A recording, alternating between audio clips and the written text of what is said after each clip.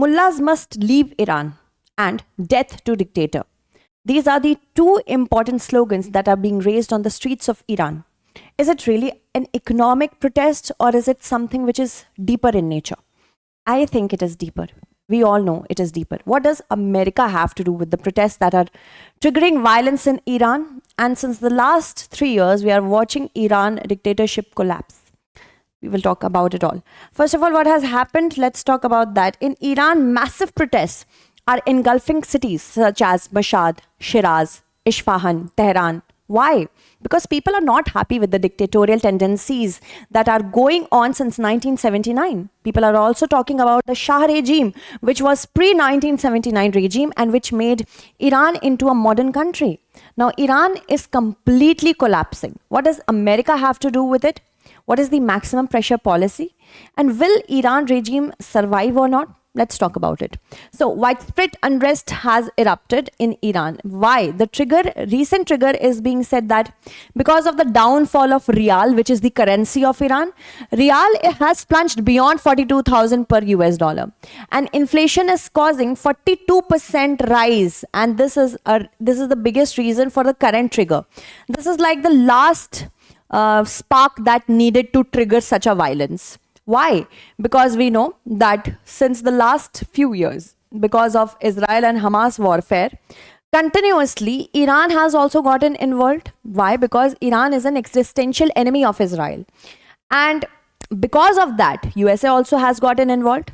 Under the Operation Midnight Hammer, Iran's nuclear plant facilities were completely destroyed.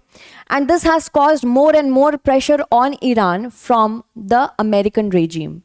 Okay, but the current situation which has triggered the protest is the plunging of the Rial. Protesters have chanted anti-regime slogans such as Mullah must leave Iran. Why are they talking about mullahs? Because they are talking about Ayatollah Al-Khamenei. Ayatollah's regime is supposed to be a theocratic regime.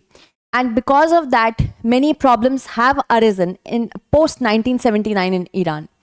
Because Iran is a Shia Muslim country, it wants Israel to collapse completely. That is why Israel and USA and other Western countries have partnered against Iran, putting maximum pressure policy in place. So that is why Ayatollah Al-Khamenei's regime should be changed according to Iranian people. People are very upset with it. They are not even upset. I am going to call them enraged. But Iran is important for India. Iran's destabilization is not in our favor. Why? Because of the Chabahar port. Here we have the Chabahar port. The Chabahar port wants to give India maximum outreach in European countries and Asian countries. So that is why. So Iran is a country in Asia and it is bordered by certain countries such as Iraq, Turkey, we have Azerbaijan, we have Turkmenistan, we have Afghanistan and Pakistan. It is surrounded in the southwest by the Persian Gulf and southeast by the Strait of Hormuz. Very important, a choke point exactly. In the north, it has the Caspian Sea. Tehran is the capital of Iran. Apart from Tehran, the other countries which are under problems is Shiraz. We have even Mashhad, Tehran. All these areas are under problem right now. Here only we are seeing lots of protest. In the west, it has the Zagros mountains. In the north, it has the Elburz mountains. Here is the Dasht-e-Lut, which is a big desert in Iran. So Iran's stability is important for us. What is the bigger problem? Let's talk about that as well. It is important to know the background before getting into detail. So background is that in 1979, when the Ayatollahs came into power, background is 1979, Iran became from a modern society to a theocratic polity. They only talk about one religion being correct. It's a country which has Shia Muslim majority. Since 1979, it has become an existential threat to the two countries, basically, Israel and USA.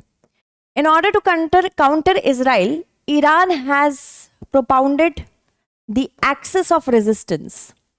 In the axis of resistance, we have three entities: the Hamas, the Hezbollah, and Syria. So through these three entities, Iran continuously tries to go for proxy war with Israel because it doesn't have a border with Israel. And in return, Israel and USA partner up in order to devastate Iran. The devastate Iran policy has come after 1979 only. So that is why in 2025 we saw, in order to completely take away the nuclear power facilities, nuclear plant facilities of Iran, the American government started the Operation Midnight Hammer, in which the nuclear plant facilities were destroyed, if you remember. Because these countries, Israel and Iran, were locking horns with each other.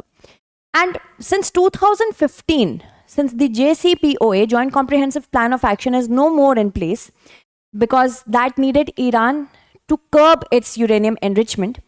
Other countries thought that Iran is getting uranium for weaponry, nuclear weaponry, but Iran said that we are doing it just for civil purposes such as electrification, etc. But since the Donald Trump regime came into existence, it is not believing Iran. It is said that Donald Trump says that I will destroy all your uranium enrichment facilities so that you are not able to make nuclear weapons in order to destroy us. And that is why many sanctions have been put on Iran. Many sanctions have been put in order to stop globalized trade with Iran so that economic crisis prevails and eventually Iran collapses. So this is what is happening. So now we see that the current situation is similar to the Tiananmen Square situation in China. Many tweets are regarding that. Central Tehran and Grand Bazaar has emerged as flashpoint. Security forces are using batons and tear gas to disrupt the protest. Iranian state media is downplaying it, saying that this is just an economic problem, but it is something deeper in nature.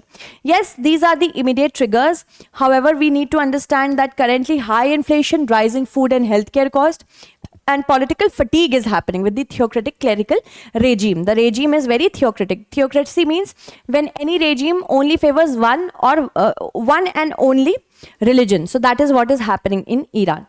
Apart from that, Iran's economy is heavily affected by the US sanctions and Western countries' sanctions.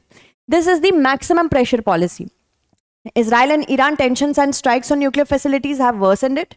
And Trump's second term, which started from January 2025, wants Iran to collapse within itself. So there is a question which you can solve from the perspective of your examination.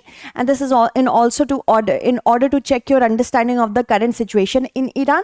Tell me in the comment section what is the correct answer. Till then, thank you so much everyone. Bye-bye. Take care.